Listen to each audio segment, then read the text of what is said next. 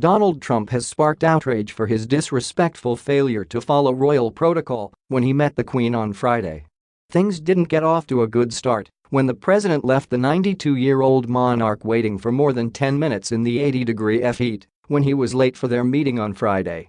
The Queen, who looked unamused by the delay, was even seen checking her watch as she waited for Trump and Melania. And when the first couple's black Range Rover did finally pull up to Windsor Castle, Trump almost immediately breached rigid royal protocol. The American leader broke with tradition by refusing to bow to the Queen, instead greeting her with a hearty handshake. Thankfully, Trump didn't appear to treat the monarch to one of his notorious power shakes, which are so aggressive that he once left white marks on the hand of President Emmanuel Macron. The First Lady also met the Queen with a handshake rather than the traditional curtsy. Bowing, for men, and curtsying, for women, are not mandatory when meeting a member of the royal family but is considered traditional and polite. But the Trumps weren't done. The president's biggest faux pas came when he was invited to join the Queen to inspect the Guard of Honor. Video of the moment showed Trump turning his back on the monarch and marching ahead of her as they walked past the troops in what was a serious breach of protocol.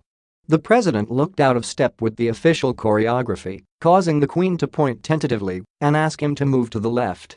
However, Trump failed to pick up on the signal and instead came to an abrupt stop in front of her.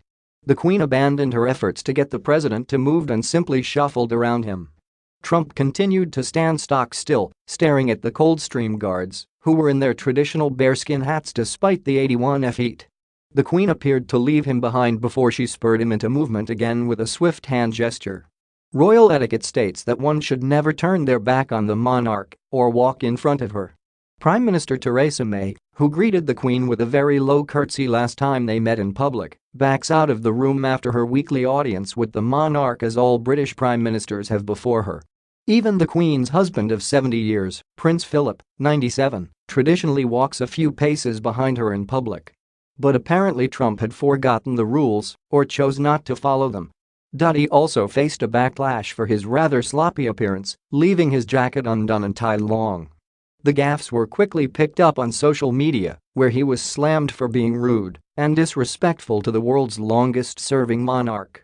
Joanna Gasiorowska, Al Jazeera senior sports presenter, tweeting, "I can't even watch this, no bow or curtsy, sick and now number." Trump walks in front of the Queen, surely he knows the protocol, but chooses to ignore it, and that's just be rude. I'm not a monarchist by any stretch of the imagination, but this is such an insult to Britain. Absolutely clueless, classless, thoughtless, lacking in any dignity, and without a shred of respect," added Matthew McGregor. "Very few people are this oblivious to the actual Queen," journalist Janine Gibson tweeted. Trump has also turned his back on the Queen. "I have always believed this to be a mortal insult to a monarch. Number off with his head." Pull it apart but hearses, tweeted Ian Beck. "Who does Trump thinks he is? He comes over to our country on a supposedly working visit, berates our prime minister on Brexit, then backtracks accusing our papers of spreading fake news. Then to add insult to injury, he keeps the Queen waiting 15 minutes, doesn't bow, just shakes her," asked Melanie Cassandra Burstall. Trump may not have necessarily been responsible for his late arrival, as it could have been down to the pilot or driver. CNN's royal commentator Victoria Arbiter insisted he was on time, with his motorcade pulling into the castle's quadrangle at 4:59 p.m. for the 5 p.m. appointment. Of course, Trump isn't the only American to struggle with the rather stiff and rigid traditions around meeting the royals. Michelle Obama famously caused a stir when she broke protocol by touching the Queen, placing her hand on her back while conversing. She later explained the Queen had done the same to her prior to the move, and it had simply been a natural part of their conversation. The Obamas also chose to greet Elizabeth II with handshakes rather than bows and curtsies. The newest member of the royal family, Meghan Markle, now the Duchess of Sussex, has come under fire for a few breaches in etiquette. Most have been small, such as failing to wear stockings or pantyhose during an official photo shoot. However, she did land herself in a little hot water recently when she commented that she was in support of Ireland's repeal of their abortion ban.